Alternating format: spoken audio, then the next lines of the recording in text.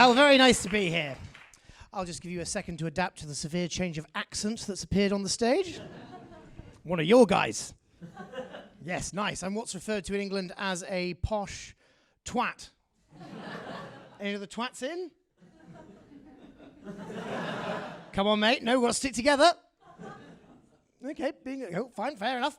Yes, I'm sort of Paddington Bear levels. Hello, how are you doing? Yeah, very nice. Or if I speak too quickly, I sound a bit like Stewie Griffin. My parents are sort of aristocracy posh, 4 rows of teeth. Those ones. Most of my friends own property, but not a chin.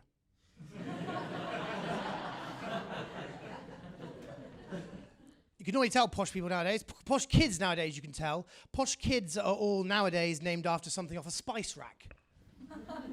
Or a condiment. You can hear the parents shouting them. Oregano, oregano. You must come and play with tarragon. Have you seen paprika? Where's paprika? Pappy, Pops, Pappy. Pappy.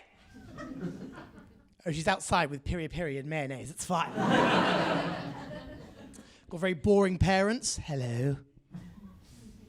We're Jeremy and Jemima Willoughby Smothers. We're lovely, but exceptionally bloody dull. Oh. This is our son, Cinnamon Stick. Mummy, I'm so excited about the jigsaw puzzle we're doing later. Calm down, Cinnamon. If you're a good boy, Mummy's got some dried apricots you can have as a treat for later.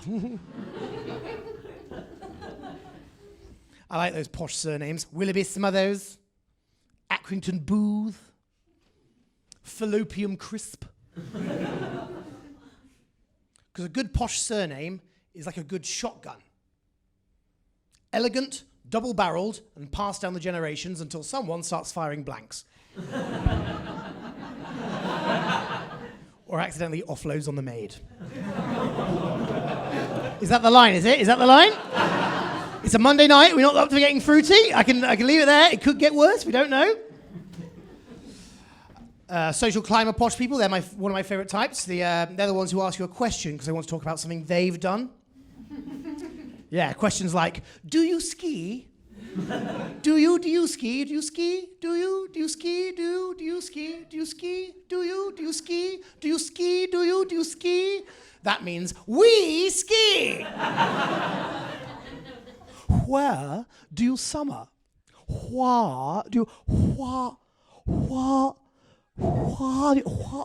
Not where. Like they're steaming up a window.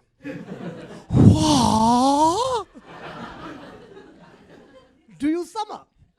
That's code for we've just been to Kenya. Not Kenya, Kenya. Do you safari? Do you safari? Do you safari? Do you safari? My favorite thing about that is the more you say it, the more Japanese it gets. Do you safari? Do you safari? Do you safari? Then my favorite type of posh people is the alcoholic posh people. Those ones. Blah, blah, blah. This is my dog, Montgomery. Rouge trousers, big gammon head. Where's the pate? Those ones. Walk into a house party, overshare, and tell you everything that's wrong with them and their family without you even asking. Well, hello, this is me and my wife. We've been married 40 years, although I haven't been able to maintain an erection since the late noughties. Our oldest daughter, Cammy, she just got a job at the city, working at an art gallery underneath a friend of mine. Just getting off her face Thursday to Sunday, falling out the nightclubs and getting finger blasted by half of Deloitte. Struck a few chords with some of you in the room, didn't it? Okay. The middle one, Chris, he just sort of walks around the house with his shoelaces undone. God knows what Chris is up to. I know what Chris is up to. He's got a ketamine addiction. That's what Chris has got. Then the youngest one, Freddie. 15 years difference. I mean, we say it was a blessing, but let's be honest. It was a bloody mistake, wasn't it? Didn't even think we could conceive, but she fell pregnant. We thought, bugger it, we were going to get another dog anyway. Might as well keep him. Look, there he is outside the window on top of the Land Rover, taking a piss on the Labradors. Wasn't what we wanted, but hey-ho, such is life. Who's for a slow gin? So obviously I went to boarding school from the age of 6. Anyone else go to boarding school? Anyone whose parents not love them? That's what it is, isn't it? Either they didn't love me, or they just wanted to get rid of me quick enough so they could convert the conservatory and have swingers parties. Hey, no judgments here. The key to a happy marriage is in a bowl with a bunch of other keys.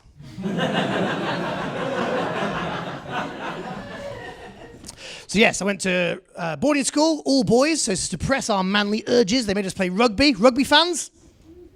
Oh, some, good, yeah. Most people are like, no, I like football, because it's simpler, it's easier. Whereas rugby is complicated. All my friends, the rugby lot, so we're all nowadays, we're the ones who are like, oh mate, yeah, great chat, yeah, legends, let's get on it. Yeah, mate. Beer, do you want a beer, mate? Let's get on it. Chat, legends, yeah. Mate, want a beer? Yeah, come on. Save the Queen, let's get on it. Don't call each other by our first names, because that might suggest we have any other emotion towards each other than banter. So we call each other by our nicknames, and our nicknames are either abbreviations or play on words of our surnames, or stuff we're known to have done. So we're all called like JP and Johners and Wakey and Blaise and Bunty and Fuckhorse. Say what you want about Fuckhorse, follows through on a dare.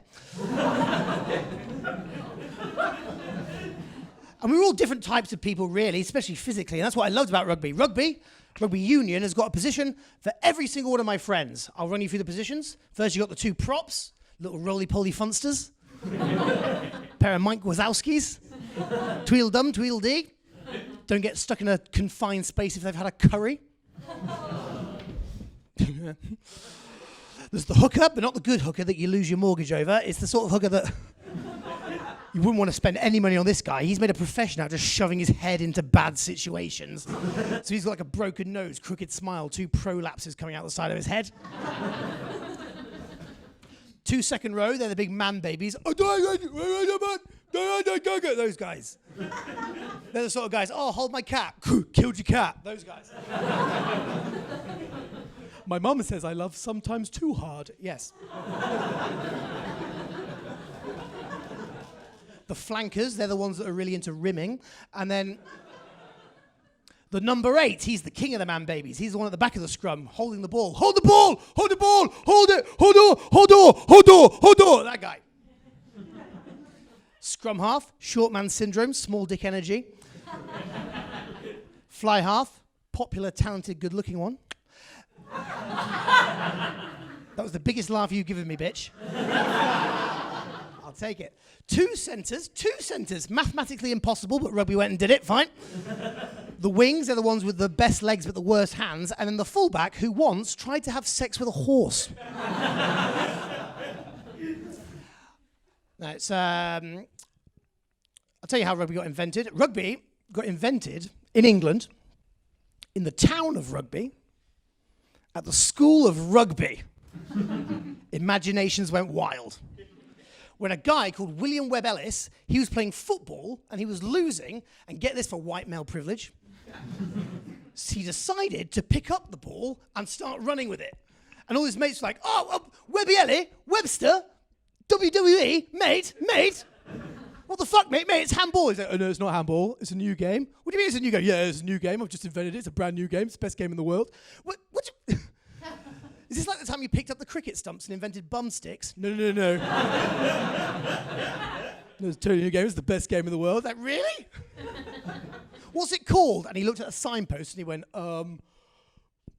rugby? And they went with it. He named it after the place he was raised. Bearing in mind, he could have been raised anywhere in England. In a different reality, he could have been born somewhere else. We could very much be meeting up every Saturday for an 80-minute game of Essex. What are you doing on Sunday? Just going down the park for a game of touch Milton Keynes. Weird names in England. If he'd been born in the Lake District, Japan could very much well be hosting the 2019 Cock and Mouth World Cup. All right then, Webby Ellie, mate, legend. What are the rules? Then he proceeded to make up the most batshit set of rules you've ever heard in your life. So basically there's 2 teams, 1 ball, 1 pitch, 1 ref, and each team, you've got forwards and you've got backs. You've got your forwards and backs, the other team's got their forwards and backs. The idea is you're trying to get your forwards and backs to go forward, while the other forwards and backs are trying to make you go backwards. Both backwards and forwards can move backwards and forwards, but they can only pass backwards. Any back or forwards, while running back and forward, can kick the ball forward, but in order for the other backs and forwards to pick it up, they have to be further back than the original back and forward was when he kicked it forward. While running back and forward, if a back or forward takes it out sideways, the forwards throw the ball sideways to the forwards, you throw it back to the backs, you then try and run forward. If while running backs and forward, a back or forward drops the ball forward, play continues forward to allow the other forwards and backs a chance to go forward, but if they don't go forward, play goes back to where the original back and forward was when you dropped it forward. If you drop it back, it's totally fine. It's not uncomplicated, is it? How do you stop each other going backward and forward? Oh, you just beat the living fuck out of each other. But mate, it's the best game in the world. It's the best game in the world. We'll tell it to the entire world. And the entire world just went, we're going to play football.